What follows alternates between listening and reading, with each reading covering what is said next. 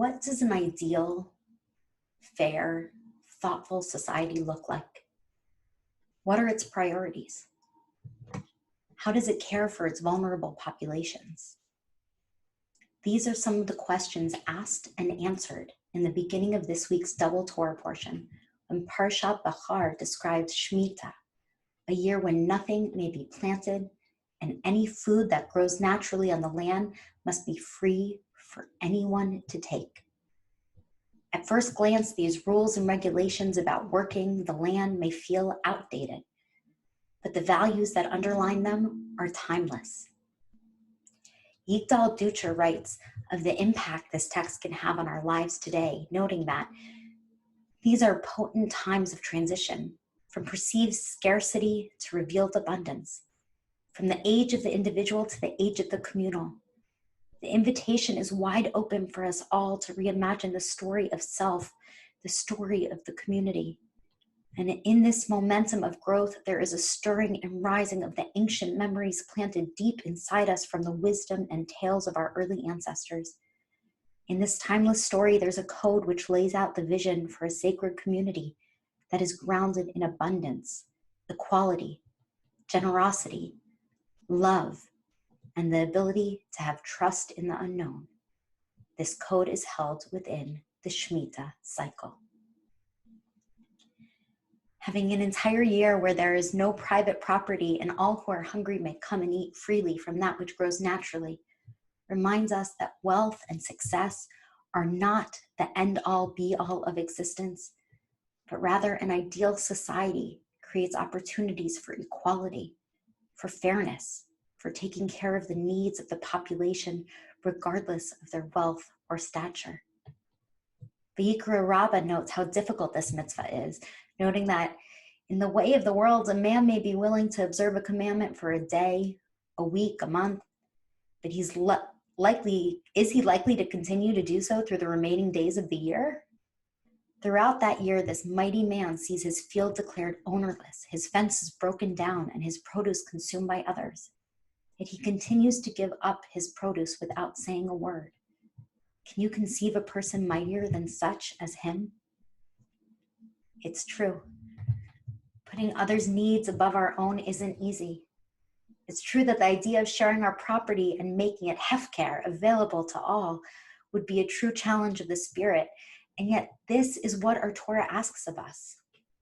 Not for a day, not for a week, not for a month of caring, but for an entire year. To withdraw our claims of ownership and share all we have with all who need. So why am I talking so much about this tonight and focusing on this biblical ideal?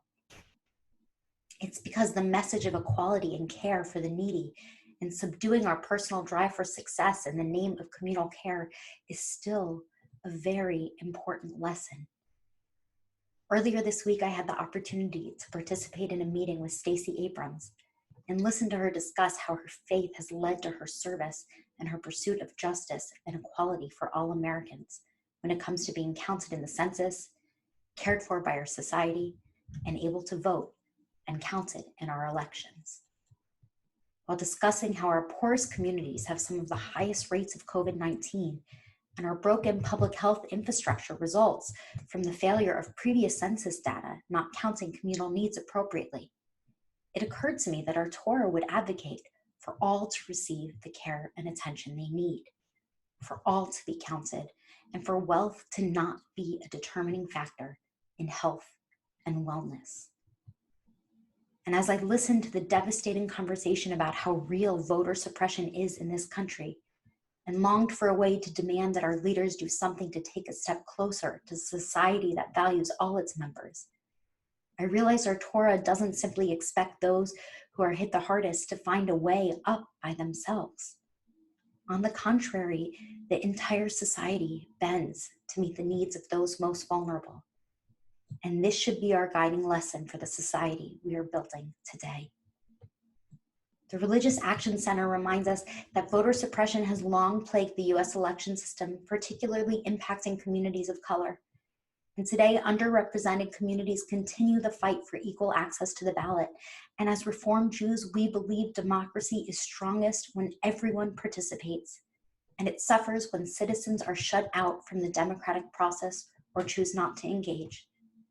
The Reformed Jewish Movement's 2020 Civic Engagement campaign encourages all U.S. citizens to exercise their right to vote and to break down obstacles that shut some out of the voting booth.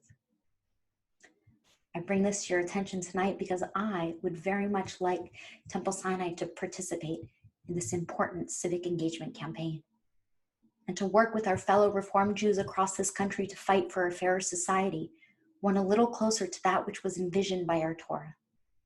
If you're interested, please go to rac.org, that's RAC.org, to sign up, to participate, to learn more, and to join the conversation. In particular, I'd love for you to join me on a May 19th meeting, a virtual town hall meeting, to learn more about this campaign and how we can help. Our Torah portion teaches that we should strive for a society that values everyone and puts the needs of the vulnerable above the proprietary gain of the wealthy.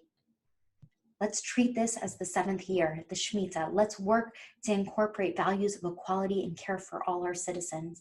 Let's use our time and talent and treasure to ensure our country is one we can be proud of, where everyone counts and every voice is heard. Please join me. Shabbat Shalom.